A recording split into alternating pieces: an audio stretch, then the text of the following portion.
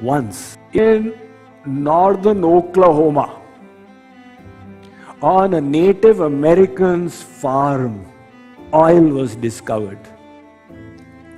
This person, he suddenly became a billionaire. He purchased a Cadillac. He would now drive through his native village in the Cadillac.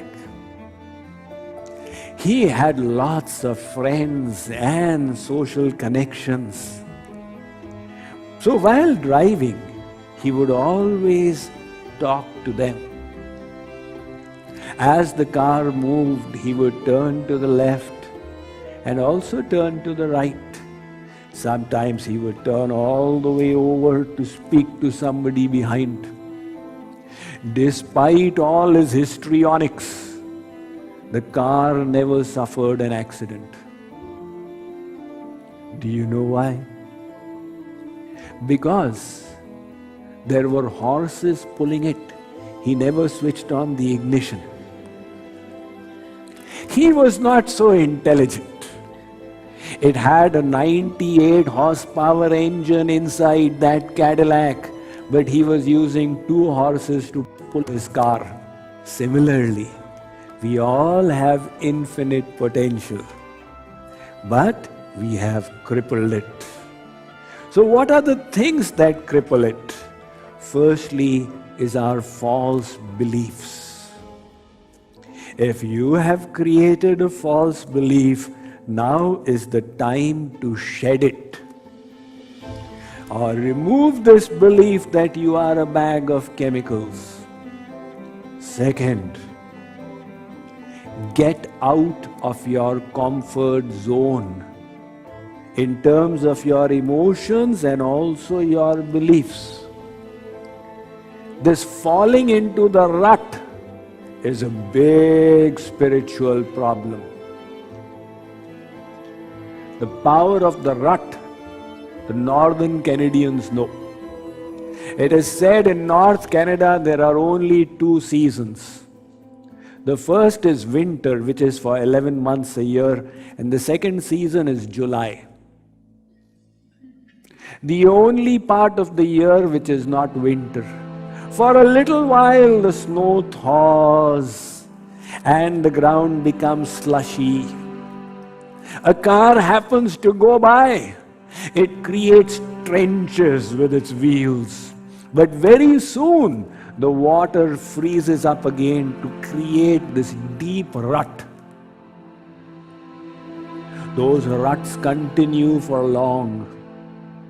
That is why I've heard that in the countryside, cities put up boards. Be careful which rut you choose. You are going to be in it for the next 20 miles. We have all chosen our ruts. This is comfortable thinking for me. If Swamiji tells me I've got infinite potential, reject it. Stay in the rut.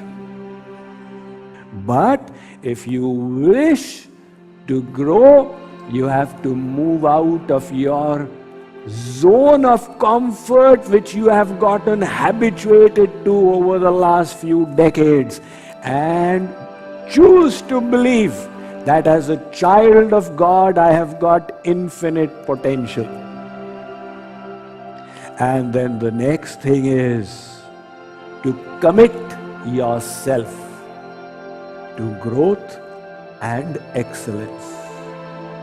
The commitment. You see, there are different attitudes. One is the chalta hai attitude. The chalta hai kind of people, everything chalta.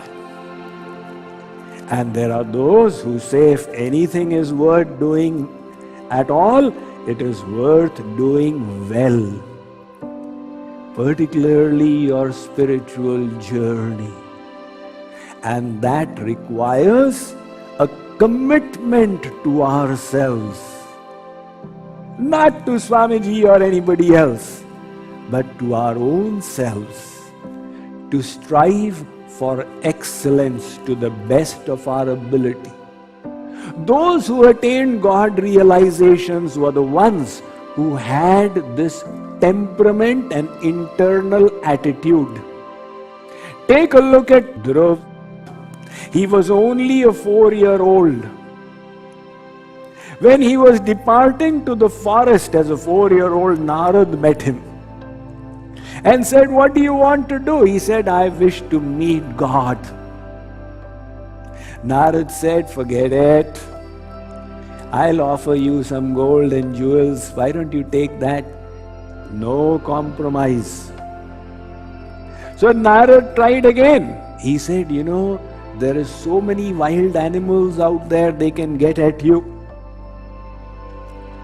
Dhruv said, God will grace me because I am on the right path. Narad said, big yogis have strived for God and not attained Him in one lifetime. You are a 4-year-old, you wish to attain Him? Dhruv responded very brilliantly. He said, those yogis did not have a guru like yourself. I do. I am confident I will. Narad tested his disciple and then blessed him. He taught him the sadhana, go and do it. And in the space of 4 months, Dhruv achieved God realization through the attitude, the mindset of commitment to excellence. That is what I want you all to have to rise to your infinite potential.